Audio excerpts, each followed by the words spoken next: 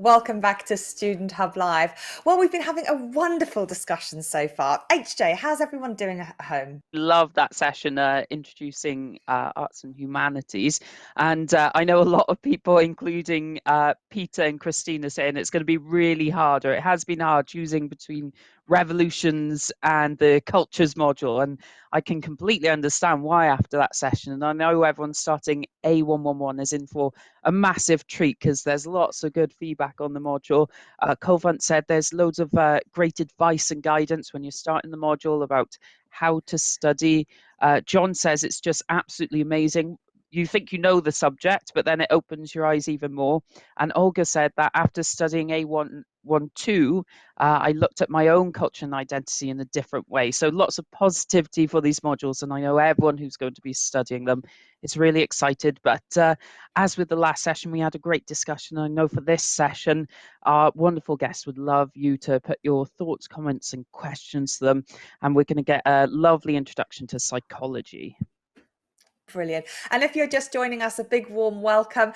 Chat as you will. HJ will fill you in on the various things. And we've also got some word clouds for you to fill in at home. Remember, if you can only think of one or two things, just remember to put a full stop or a cross in the other boxes so that your results can feed into that discussion. So when I did some of my OU psychology degrees, I wanted to be a clinical psychologist, not a criminal psychologist. That would be not very good at all. And I know a lot of you out there are doing psychology right now. So I'm joined by Lee and Hayley. Lee and Hayley, did you always want to be doing the job you're doing now? I'll let you go first, Hayley. No, I took quite a long, sort of convoluted way to psychology. So when I left school, I was a hairdresser. I trained as a hairdresser. Always wanted to go to university, but I don't think I really knew what I wanted to do. And I think I would have chosen the wrong subject. So I was a hairdresser. I married young. I lived in America. And then I woke up one day and thought, oh, I think I want to be a psychologist, but didn't really know anything about it. So I went to the library, looked it up, and thought, oh, well, there are lots of different types. And then basically had to change my life around a little bit to come back to the UK and study. And yeah, so I'm in the right job now. But I didn't always want to be a psychologist. Brilliant. And you've just trained as a counsellor as well. So that's excellent to see you taking that further. Lee, what about you? How was your journey into psychology? Yeah, so for me at school, I was always really interested in biology and sociology, and psychology I kind of met in the middle, and chose my degree based on that, and ever since kind of fell in love with psychology and kept going with it, and yeah, never lost that love for it, I suppose. Brilliant. Yeah, I Excellent. think That's really exciting. Hayley? So I was just going to say, once you've got the love for psychology, it never really loses you, does it? You No, totally. just Yeah, keep it keeps you going. changes your life. Yep. Yeah. Mm. Absolutely, absolutely. So this is the first time that many of our students who are studying DE 100 will actually get to have a module that's entirely focused on various aspects of psychology. So let's start by telling our students at home what sort of things the module's got in store for them in terms of the content that they're going to meet. Yeah, of course. So the students you're going to have an amazing time learning about a vast number of areas within psychology. You're going to learn about some early theories on intelligence and kind of some of the problems in relation to that. You're going to hear some of the classical theories of psychology in relation to obedience. You're going to hear about eyewitness testimony, which is something that both me and Haley have researched as well as taught. And yeah, you're going to hear fascinating stuff from a number of different areas in psychology, both forensic, social psychology, individual differences. Yeah. Yeah, the module, the main textbook of the module is kind of split into three parts. So the first part is looking at things like what makes people do harm to other people. So that's where the obedience comes in, and learning, learning from watching and things to do with authority. The second part is about what determines human behavior. So how do we learn? How do we change? How do we make friends? The third part is focusing more on those psychological processes that we can't see. So as Lee said, memory, and we do that in a very applied way, looking at eyewitness memory, look at language, look at how we pay attention or how we don't pay attention to things. So yeah, really, really interesting topics. Absolutely. And it's such an evolving discipline, psychology. I mean, when we think about it sort of in the context of other, I guess, more long-standing traditions, it is very, very new and constantly developing all the time. No, totally. Totally. I think the interesting about psychology is that psychology both changes society, but is then also changed by society. And there is always that circular progress in psychology and how it evolves throughout the time. Even from when I done my undergrad, which wasn't that long ago in the scheme of things, psychology's changed from then totally. So Yeah. yeah, it's always evolving. And that's one of the good Mm. things about D100. That's that progress is fed into the module. So we look at those key studies, those early studies from like the 70s and the 80s, but also students are then introduced to how that has changed over the years. There's more recent research, abstracts from papers. So looking at ethical issues. So things that were perhaps done in the 70s are considered now to be unethical. So how has that changed and developed? And how has our way of thinking changed? And as Lee says, sometimes that's a result of societal changes that impact on what we can and can't do. Absolutely. So there's some really amazing sort of key theories and topics that, as you say, sort of perhaps couldn't be done today, but really sort of helped us understand things like, how we were able to harm other people in the wars, for example.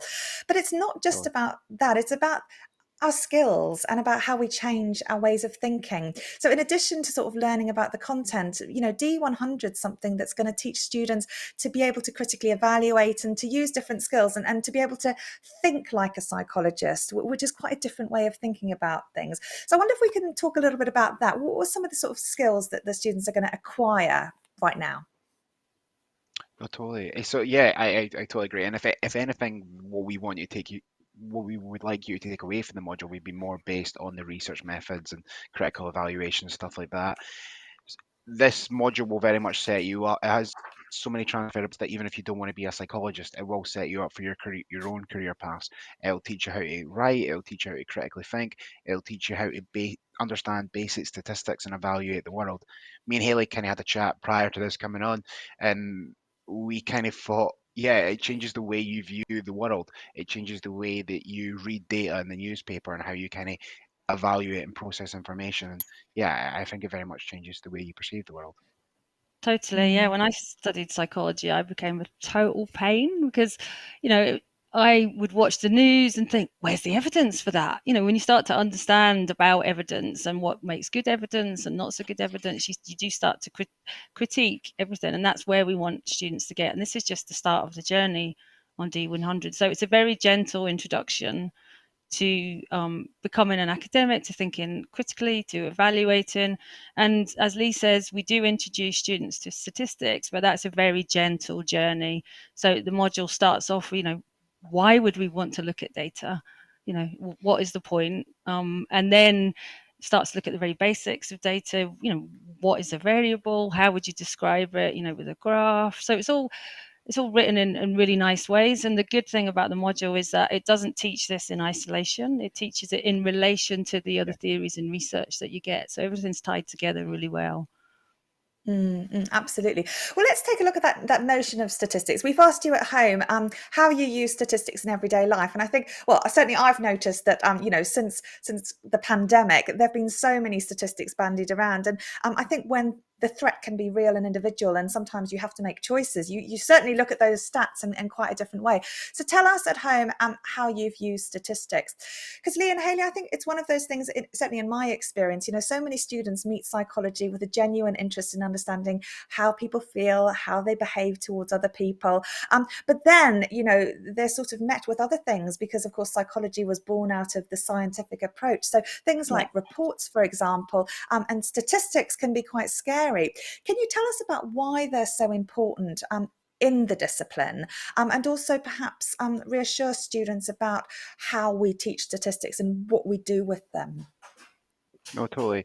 I would say statistics are very important because it allows you to quantify and capture a psychological phenomenon or behavior, and from that allows us to compare across groups or across an individual. And the way it's taught in D100, it very much steps you through the basics. It'll start off with averages, what an average means, and then we build up a little bit more, and we use maybe a little bit more complicated stats than you used previously. But by the time you get to that point, we've really much stepped you through that process. In the same way as writing a report, we don't just go, okay, here you go, write this 1,000 word report. It'll be built in with other assessments that at first you'll learn how to do a methodology, and then we'll show you how to do our results, and then we'll build on how to do that academic report after that. So you won't be thrown in the deep end. We'll step you through every process to learn how to do the basic elements to then do the bigger elements later on. Yeah. So yeah, and please don't be frightened of statistics. You don't need to understand maths. I'm going to admit here to everybody that's live, I failed my maths O level, and I'm an experimental psychologist by training. So stats, you have to understand stats. I think the thing to understand is that you don't need to do the maths. We're not teaching you. We're not statisticians. We're not teaching you how to do the maths. If you can understand them, great. If you don't, we use them to we interpret statistics, and we use them to find out if our great research, our experiment, our questionnaire is significant. If there's a significant difference, if we found something interesting, basically, and important.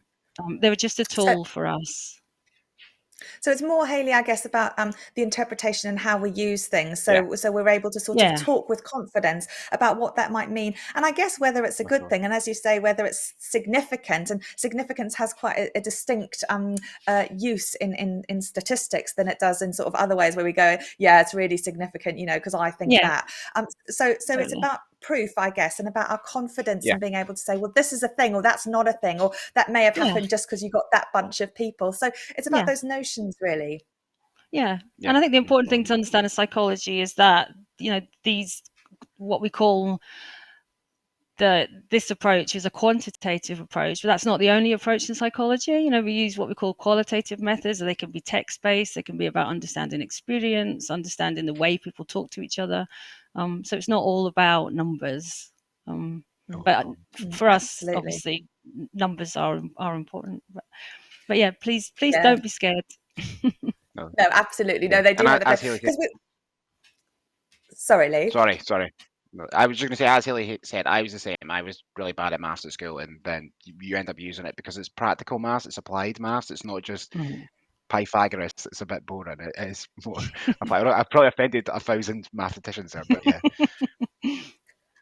No, brilliant. Well, we've asked people at home what sort of stats they use in everyday life, and there have been some really interesting things. And sometimes, like you were talking about transferable skills earlier before, and we of course can take stuff we do in every day into our studies. And these were some of the things that you said at home that you're sort of already familiar with. So they're things like the COVID rates and reports in the news, even things like football stats, budgeting and reviews, working data, sales for business, buying things online, medicine, vaccines, traffic to websites, crime levels, choosing lottery numbers, COVID deaths, COVID papers, etc., and sports. So lots of sort of common uses of statistics and numbers. And you mentioned even things like averages, are technically one form of statistic.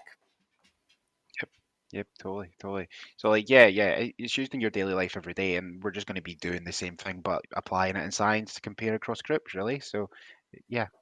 Totally. No, I really like the fact that people have put COVID rates up there, because having an understanding of data, of statistics, of evidence can really help you to make important decisions in life. So even the MMR debate, whether to get your children vaccinated or not, all comes from evidence and statistics. And COVID, there were some pretty shoddy graphs banded about, I think, during the COVID debate. So yeah, having that understanding allows you to unpick and make your own decisions. Oh, totally. Absolutely.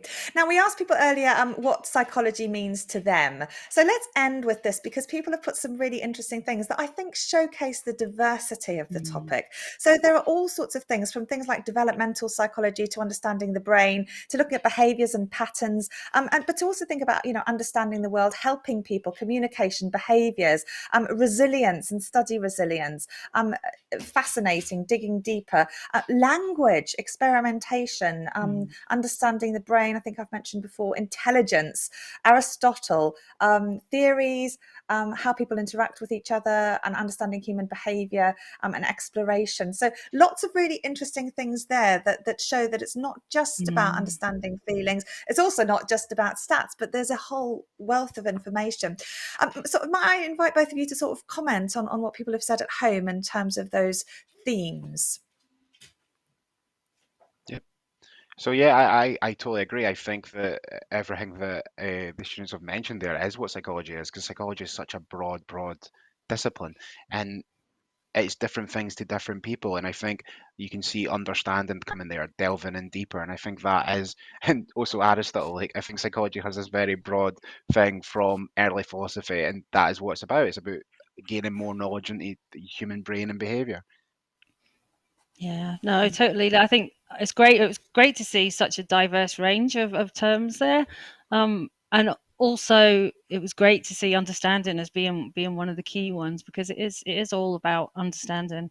And there was, as Lee said, there are so many different types of psychologists. You said at the beginning, Karen, that you thought about being a clinical psychologist. There's clinical psychologist, educational, forensic, counseling psychologists, criminal psychologists, and psychologists they can work in almost every workplace. There's Totally. such a diverse range.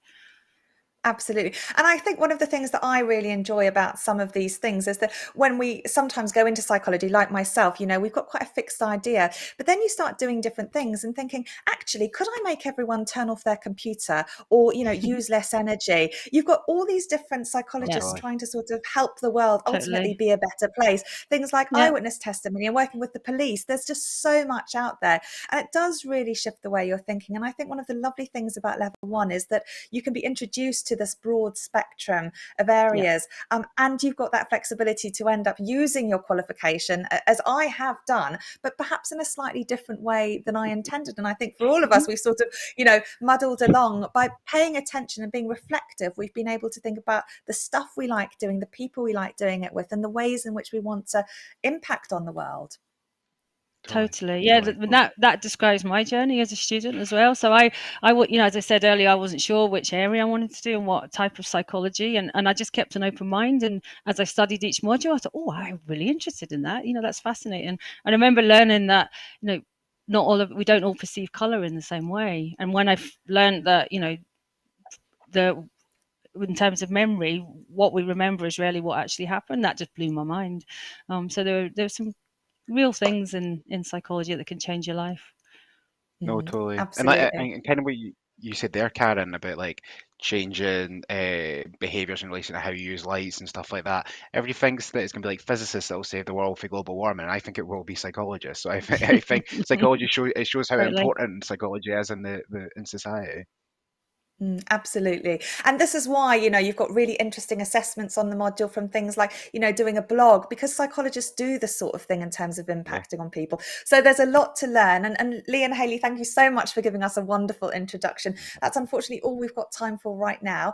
We started today's session with one of our word clouds about stories. And now we have a quick video for you, which is about how stories shape our minds. So broadening those two things together. And then we'll be back next for our introduction to social sciences and global studies. So stay tuned, and I'll see you in just a moment after this break.